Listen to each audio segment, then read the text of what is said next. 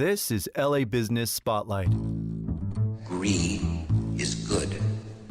Always be closing. It's strictly business. Welcome to LA Business Spotlight. I'm Joel Metzger. My guest today is Ned Specktor of Specktor Media. Welcome, Ned. Hello, how are you?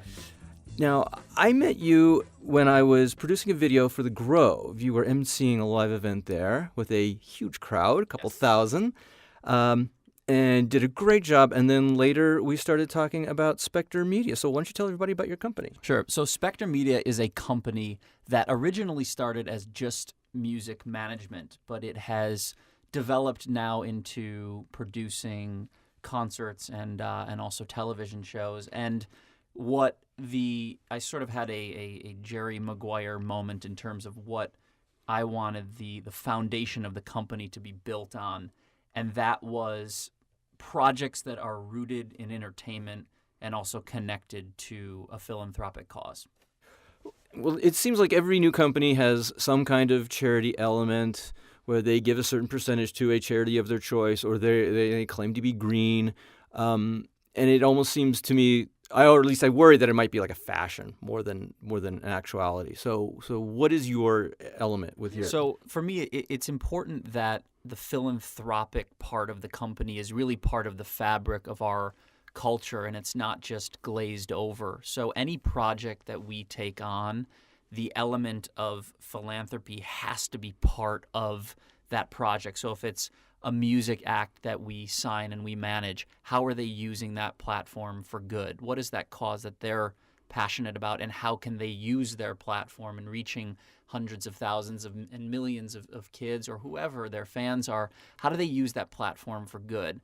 If it's producing a concert, Rock the Red Kettle is something that we've created with the Salvation Army and LA Live that we just put on, that brings together music and doing good. And so for me, I didn't want to look back when I retire many years from now, say, wow, I was just involved with entertainment. But for me, I want to use that platform for good and really affect people's lives in the right way and use entertainment as that vehicle. And we'll get into all your past, but you've worked for a lot of different places. So what made you want to start your own company? Yeah, I feel like I needed the foundation of my experience in working at a talent agency and working with top artists and things like that. I feel like it was something that I always wanted to do. And when the opportunity presented itself, it was definitely sooner than I thought it was going to happen. But I felt like, it's never going to be totally right. But it was enough right that I felt like, I have the tools. I'm going to believe in myself. And I'm going to control my own destiny. And it's incredibly scary, but incredibly exciting to have your own company, that I feel like never goes away, because every day I wake up with that, I'm excited and scared. That's basically what those feelings are. And I feel your pain. Yeah, for me, it's just I wanted the ability to work on projects that I was passionate about that I didn't have to ask for permission to do. That's fantastic. The new year is upon us. Yes. What are any big goals for 2013? How long have you had the company? I've had the company for 2.5 years. It'll be 3 years in May. Okay. And, for me, it started as just music management. Mm-hmm. But again, it's grown into producing concerts and shows, and it's really developing. And hosting is something that I really am also focused on and excited about, just to use my voice again as that, part of that platform. And, can I be part of that change? When we put on concerts or events, you always hope that the host can sort of carry that torch the right way. Right. And a lot of times they can't. And so I went to the Salvation Army, and this was something that, I had developed with them.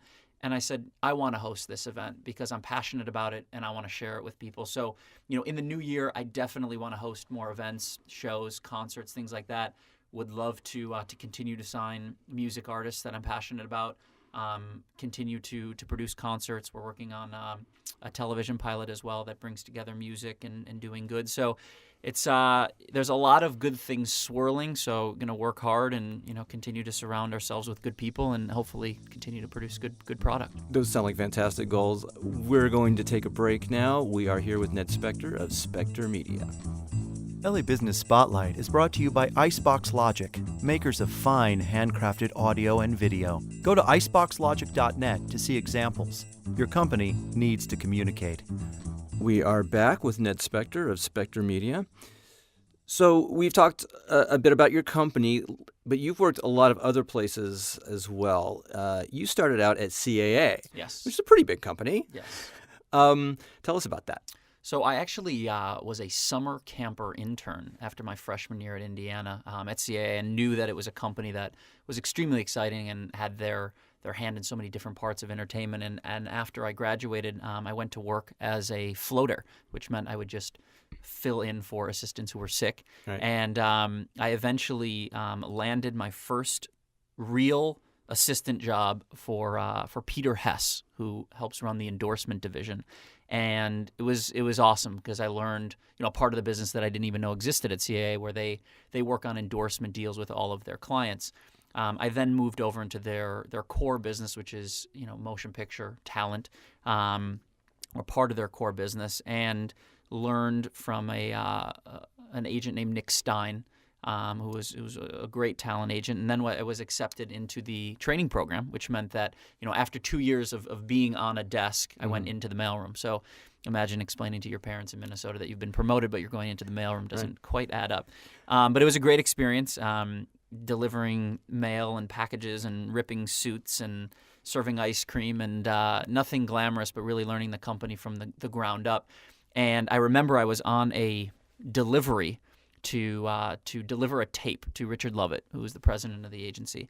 And he was someone, and still do, that I look up to. And he didn't even know that I existed. But I had heard, because when you're in the mailroom, you hear of desks opening up as a trainee, and I heard that his desk was opening up. And so I actually called Jim Toth, who's an agent there. And I said, Jim, Richard's desk is opening up. Do you think I should go after it?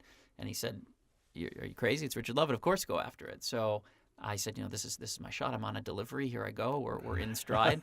And I remember I handed him the tape, and I said, Richard, if the opportunity ever presented itself, I would kill to work for you. And he looked at me like I was crazy, because I don't even think he knew his desk was opening up. Right. And the next day I got a call from Human Resources that said, Richard wants to try it out. And it was like the call from the bullpen. Yeah. And it was amazing. It was an incredible experience to work with him and learn from him.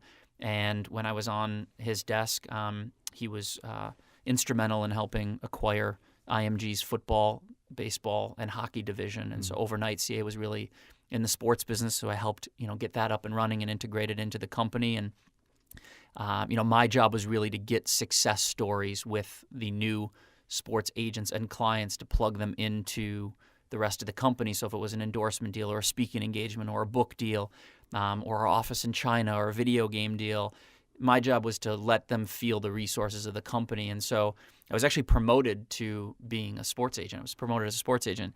But music was really where my passion was. And so I went to Richard and said, I so appreciate the opportunity that you've given me, but I want to do what I'm doing in sports and do it for music. And so I actually took a step back and became an assistant again and worked for an agent in New York. Just moved everything and moved to New York because I was on a mission. I just wanted to learn the music business. You were still at CAA, but in a New York office. Yeah, so they had a New York office. And I remember I went to Rob Light, and he said, who runs the music division at CAA, and he said, listen, Ned, you're great, but we can't just make you a music agent. You don't know what you're doing. And so that was when I said, well, let me learn. And right. So David was somebody who I looked up to, and there was an opportunity. And I remember it was around this time, about 4 or 5 years ago, that I moved out to New York in the dead of winter, even before the offices had reopened. And David said, I need you to go cover a show for me of a new band that I just signed. They're opening up for Miley Cyrus. They're called the Jonas Brothers. And I didn't even know what cover a show meant. I didn't know what that meant, but I was like, okay, great, I'll cover the show.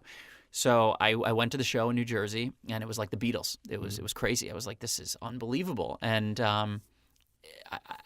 in that moment, I knew that in music management, which was really the epicenter of the music business, was where I wanted to be. Because on the agency side in music, it really is just part of the business. It's more focused on routing their tours. And so the long story short is that after 6 years at CAA, working in the endorsement division and motion picture division and going in the mailroom and working for Richard Lovett, working in their sports division and music, I put that all together. And after 6 years, I went to go help manage the Jonas Brothers and Demi Lovato and help their really launch their new management company, which was a real honor, called the Jonas Group. And what was that like working for this? It was amazing. I mean, literally packed up my apartment in New York with my 2 bags and took a cab to the Trump Hotel where the Jonas Brothers were, and loaded up their tour bus and literally just jumped into the epicenter of music and learned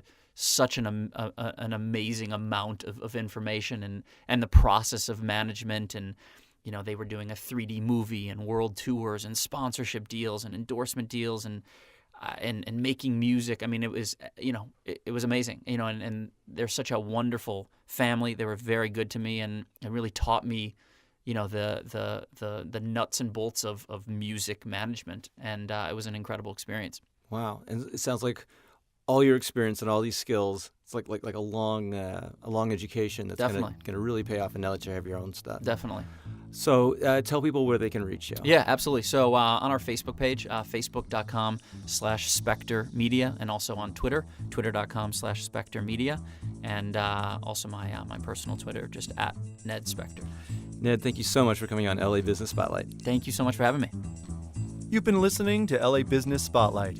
If you have a company or service and you'd like to appear on the show, send an email to info@iceboxlogic.net. This podcast was recorded at the studios of Icebox Logic.